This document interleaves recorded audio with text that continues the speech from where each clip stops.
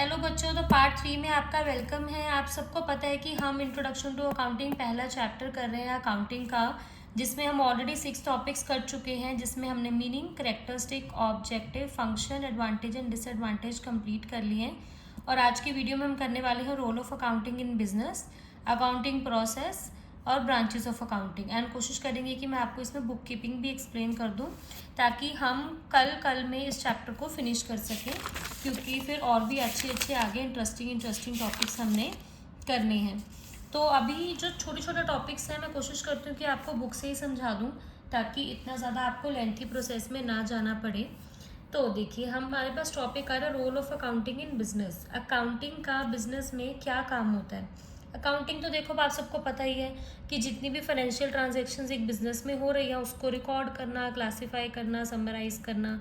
तो इन सब चीज़ों का बिजनेस में क्या ज़रूरत पड़ती है। देखो, ज़रूरत तो पड़ेगी ही। पहला रोल इसका क्या है, मेंटेनेंस ऑफ सिस्टमैटिक रिकॉर्ड। सबसे प्राइमरी रोल है अकाउंटिंग का is to maintain systematic record of financial transaction in order to ascertain net profit or loss for accounting period and financial position of the enterprise on a particular date। सबसे main role accounting का है systematic तरीके से record बनाना, ताकि net profit या net loss पता लग सके फाइनेंशियल ईयर का, और ये पता लग जाए कि उस ईयर में फाइनेंशियल पोजीशन क्या है बिजनेस की। तो ये तो देखो, अगर आप जानोगे तभी आप बिजनेस कर पाओगे। सेकंड आता है असिस्टेंस टू मैनेजमेंट। अकाउंटिंग जो है वो मैनेजमेंट को असिस्ट करती है। कैसे? अगर मैनेजमेंट के पास फाइनेंशियल इन्फॉर्मेशन होगी तो उस अकॉर्डिंग ही वो डिसीजन मेकिंग प्रॉपर तरीके से कर पाएंगे। तो अगर फाइनेंशियल इन्फॉर्मेशन होगी ही नहीं कि पिछले साल कितना प्रॉफिट हुआ था, कितना लॉस हुआ था, क्या सिस्टम था, तो वो डिसीजन कैसे लेंगे, है ना। उसके लिए फाइनेंशियल इन्फॉर्मेशन होना ज़रूरी है। Next, facilitate comparative study. और कंपैरिजन करने में भी अकाउंटिंग मदद करता है। कैसे कंपैरिजन करोगे? जैसे कि आपने कंपैरिजन करना है कि पिछले साल के रिकॉर्ड के कंपैरिजन में इस साल आपने कितना अच्छा काम किया या कितना बेकार काम किया, वो तभी कर पाओगे जब आपके पास 2 सालों की फाइनेंशियल स्टेटमेंट्स अवेलेबल होंगी। Next one, evidence in court. और ये मैं कितनी बार आपको पॉइंट समझा चुकी हूँ कि अकाउंटिंग का बिजनेस में सबसे बड़ा रोल ये है कि आप इसको एविडेंस के तौर पे कोर्ट में यूज़ कर सकते हैं, और कोर्ट इसको गुड एविडेंस भी मानता है। रोल इतना इंपॉर्टेंट नहीं है आपके सिलेबस में, बट फिर भी कई बड़े छोटे क्वेश्चंस में आ जाता है, जो 2 से 3 नंबर का क्वेश्चन होता है तो उसमें आ जाता है। इसके अलावा 4 और इसके फ़ायदे कौन से हैं। Proper accounting record obviates the necessity to remember business transaction. कि अगर आप प्रॉपर तरीके से अकाउंट्स के रिकॉर्ड बना के रखते हो तो इससे आपको बिजनेस ट्रांजेक्शन्स को बार बार चेक करने की ज़रूरत नहीं पड़ती। एंड इससे आप लोन्स भी ले सकते हैं, और सेल ऑफ बिजनेस में भी काम आता है, क्योंकि इससे आपको प्रॉपर परचेज प्राइस का पता लगता है कि आपने अपने एसेट्स जो थे वो कितने के खरीदे थे। और साथ ही साथ इसमें टैक्स लाइबिलिटी को सेटलमेंट करने में भी अकाउंटिंग काम आता है, क्योंकि इससे पता लग जाता है कि आपने कितना सेल और कितना परचेज किया। तो आई होप आपको रोल ऑफ अकाउंटिंग क्लियर हो गया कि अकाउंटिंग का क्या रोल होता है बिजनेस में। इतना इंपॉर्टेंट टॉपिक नहीं है, मैं आपको बोल रही हूँ, बट फिर भी कुछ इंपॉर्टेंट टॉपिक्स हैं जो 2 या 3 पॉइंट में अगर आता है तो आप लिख सकते हो। जैसे एविडेंस इन कोर्ट लिख सकते हो, या लोन वाला पॉइंट इसमें आप मेंशन कर सकते हो, सेल वाला मेंशन कर सकते हो। तो ये छोटे छोटे पॉइंट्स जो हैं वो आप मेंशन करोगे तो आपको मार्क्स फुल मिलने वाले हैं। नाउ नेक्स्ट आता है हमारे पास अकाउंटिंग प्रोसेस। सेम डेफिनेशन की तरह ही है ये अकाउंटिंग प्रोसेस। अगर आप एक बार इस इमेज को कर लेंगे तो ज़्यादा बेटर रहेगा, बट ये सिलेबस में नहीं है। मैं फिर भी आपको सिर्फ एक ओवरव्यू इसका बता रही हूँ। देन हम इसके बाद हम ब्रांचिंग्स करेंगे, इसकी ब्रांचेज और सब फील्ड्स करने वाले हैं। देखो, एट्रीब्यूट्स के बेसिस पर, मतलब जो हमने करेक्टरिस्टिक्स पढ़ी थी अकाउंटिंग की, उसके बेस पर अकाउंटिंग प्रोसेस बनाया गया। सेम वही चीज़ें आती हैं। सबसे पहले आइडेंटिफाई करना फाइनेंशियल ट्रांजेक्शन को।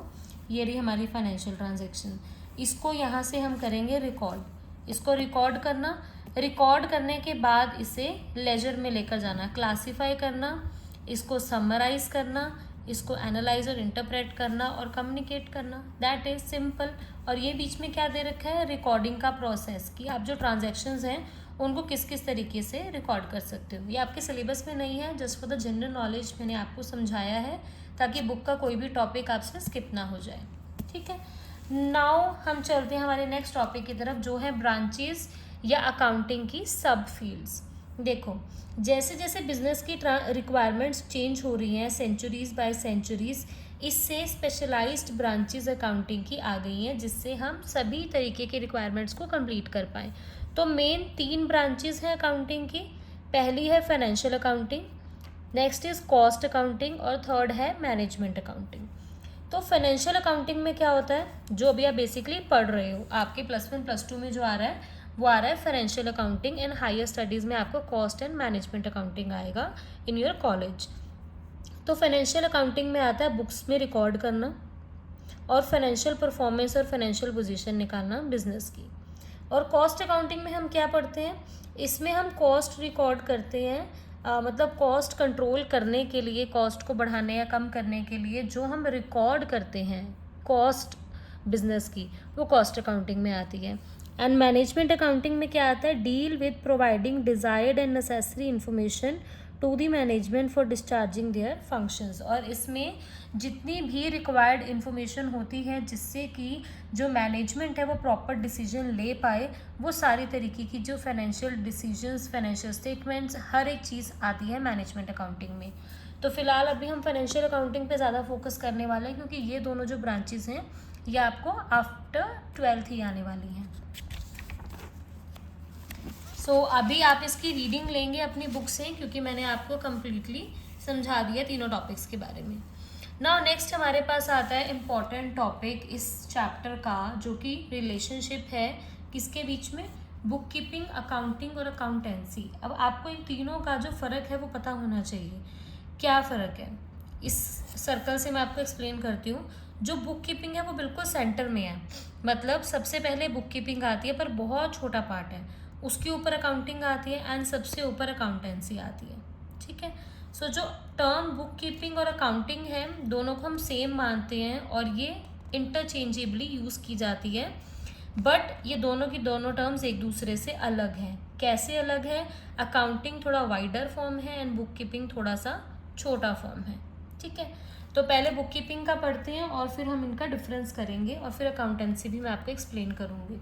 ठीक है, नाउ बुक कीपिंग का meaning, book keeping is a part of accounting being a process of recording financial transaction and event in the books of account. नाम से ही आपको क्लियर हो रहा है, बुक कीपिंग मतलब बुक में कीप करके रखना, बुक में रखना।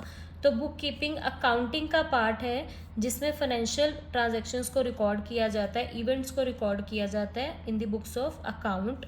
इसमें आता है ट्रांजैक्शंस को आइडेंटिफाई करना, उनको मेजर करना कि क्या वो मनी की टर्म्स में है या नहीं है, एंड देन इसमें आता है उसको रिकॉर्ड करना, जैसे जो जर्नल वगैरह हम बनाते हैं, एंड देन उनको क्लासीफाई करना। तो बेसिकली ये 4 प्रोसेस बुक कीपिंग में आते हैं, बट आपको पता है कि अकाउंटिंग में और भी बहुत सारे प्रोसेस हैं कि क्लासीफाई करने के बाद हमें उसे समराइज़ करना पड़ता है, एनालाइज करना पड़ता है, फिर उसे कम्युनिकेट करना पड़ता है। तो इसीलिए बुक कीपिंग एक शॉर्टर फॉर्म है। बुक कीपिंग की प्रॉपर डेफिनेशन आपको 3 राइटर्स के अकॉर्डिंग दी है, बट फर्स्ट वाली सबसे बेस्ट है। Book keeping is an art of recording in the books of account the monetary aspect of commercial and financial transaction. So this is अभी तक सबसे बेस्ट जो मुझे डेफिनेशन लगती है वो यही वाली है, जो कि नॉर्थ कॉट के द्वारा है। बाकी जो आपको बेस्ट लगे आप वो कर सकते हो। ठीक है, देन हम आते हैं अकाउंटिंग पर। अकाउंटिंग का ऑलरेडी हम पढ़ चुके हैं, क्या होता है, सेम चीज़ें हैं। Process of identifying, recording, classifying, summarising, analysing, interpreting and communicating the financial transaction in an understandable manner. जैसा आपको मैंने पहले एक्सप्लेन किया था, सेम एज इट इज़ वही चीज़ है।